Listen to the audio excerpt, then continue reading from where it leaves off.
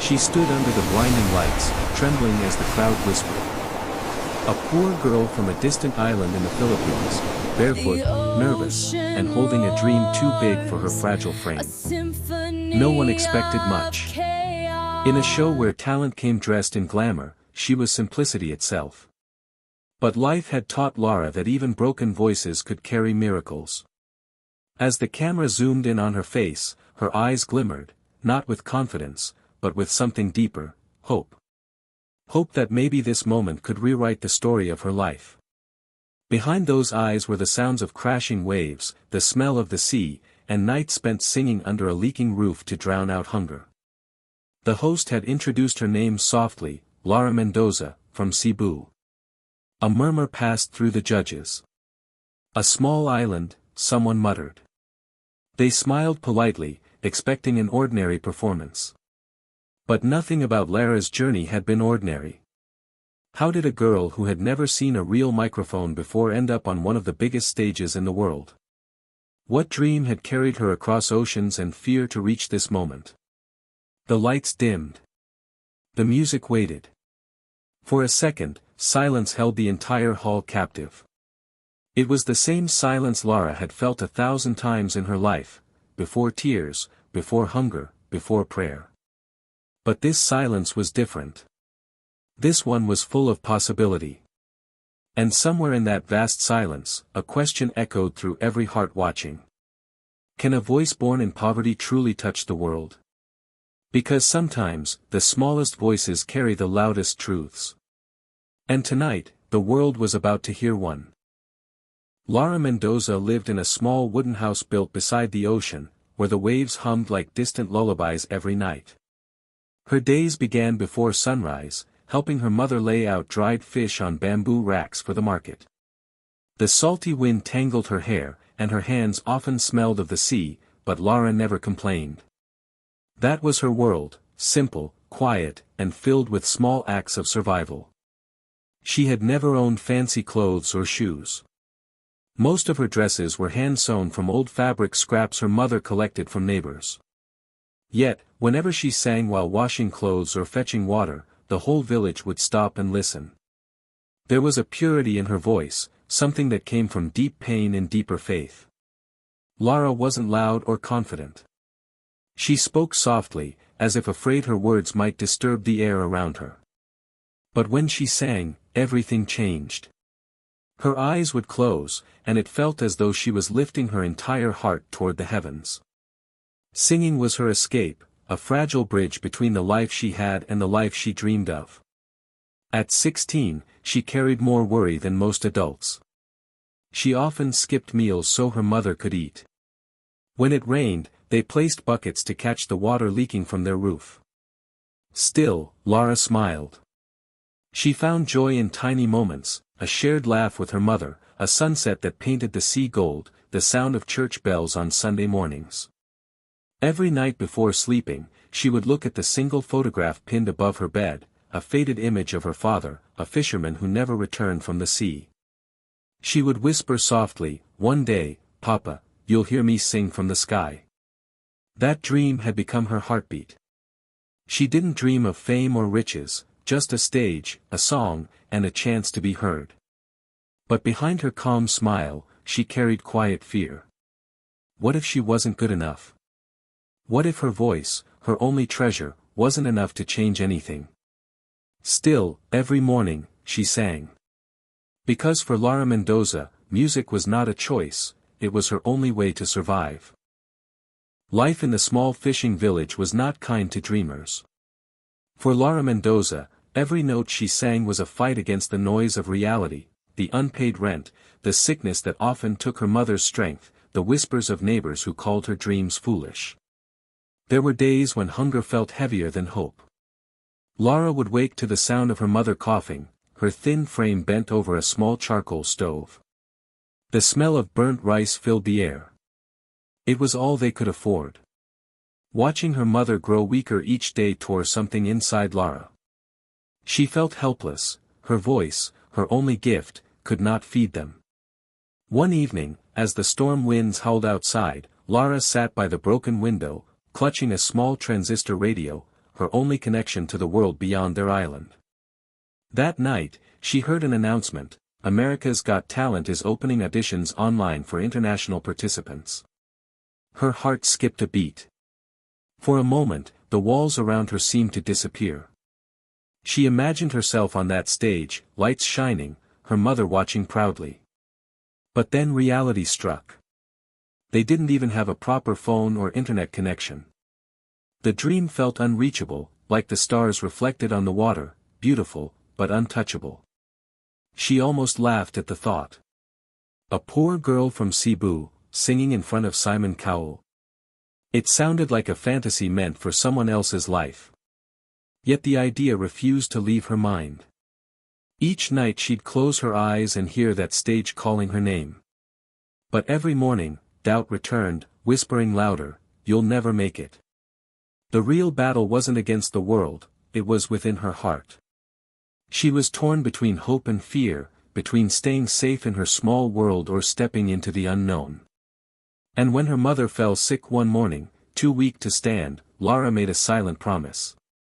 She would sing, not for fame, not for money, but to save the only person who had ever believed in her. That was the moment her dream turned into a mission. A dream born from love, fear, and the desperate hope of a daughter who refused to give up. The morning that changed everything began quietly. The sun had barely risen, and the ocean was still asleep.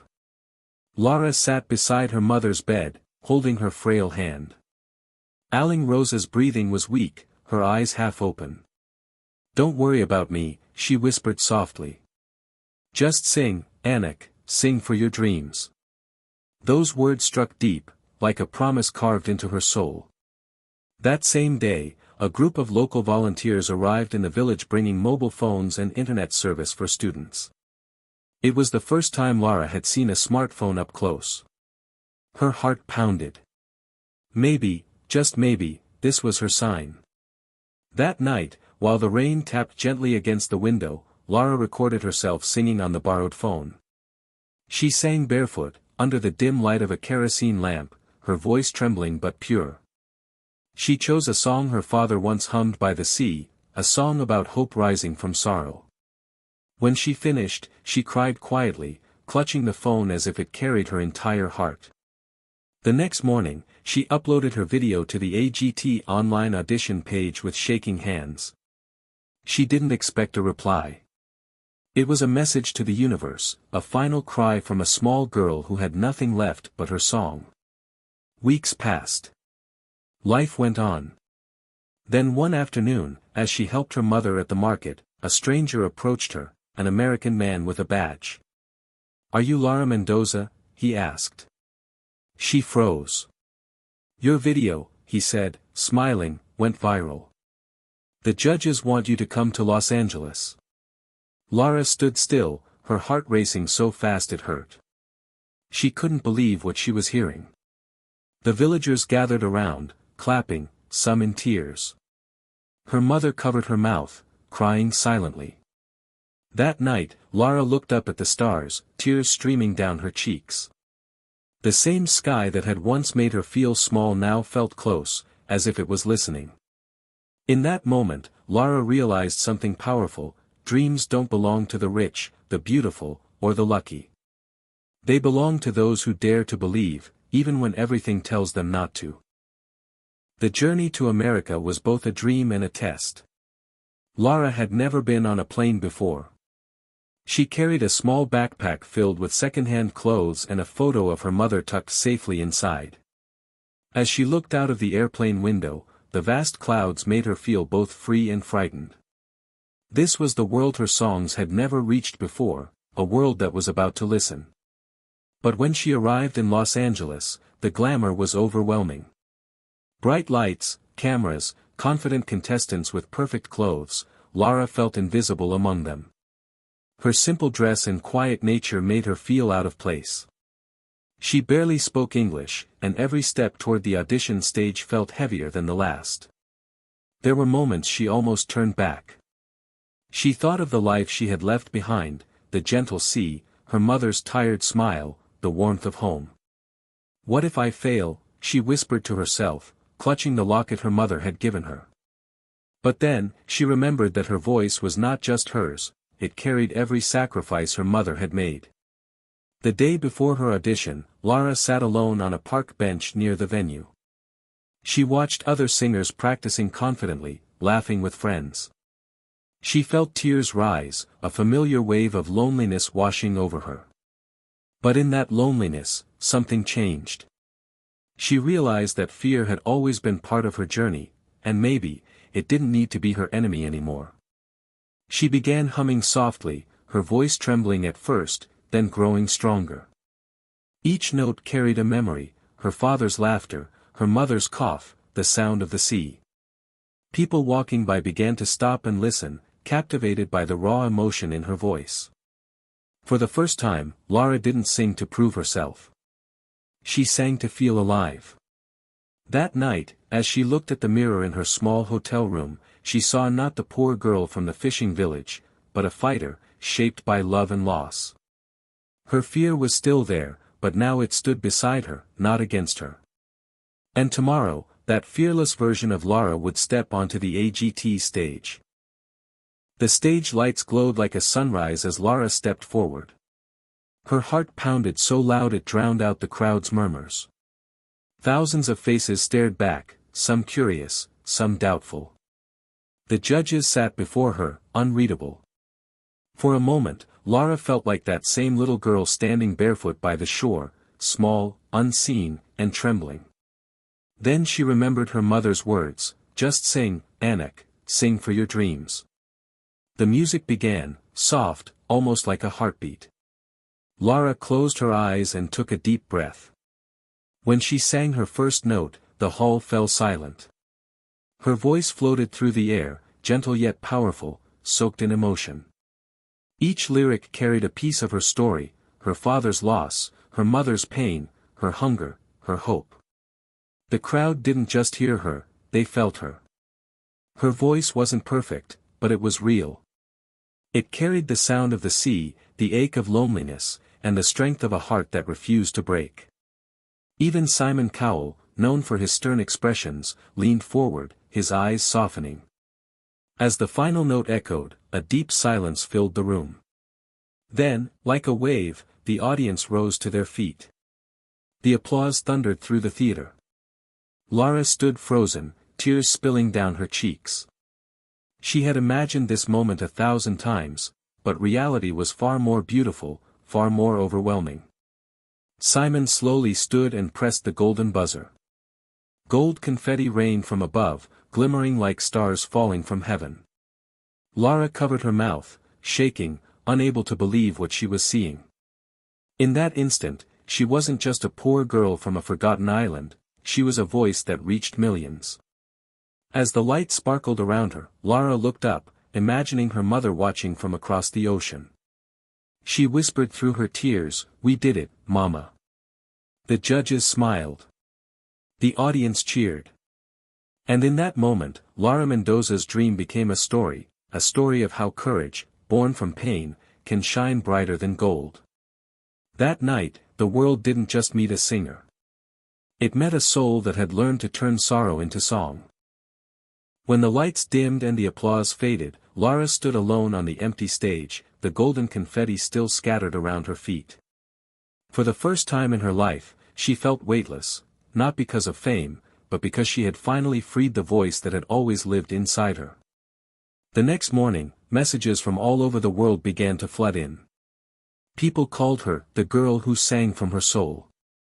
Some said her song reminded them of their mothers, others of their own lost dreams. Lara realized then that her story was never just hers, it belonged to everyone who had ever felt small, forgotten, or afraid to dream. Back home in the Philippines, her mother watched the performance on a neighbor's TV, tears rolling down her tired cheeks. She reached out to touch the screen, whispering her daughter's name with pride. The ocean outside their window seemed to sing back, carrying Lara's voice across the waves. Fame didn't change Lara. When interviews and offers came, she still wore her same simple smile.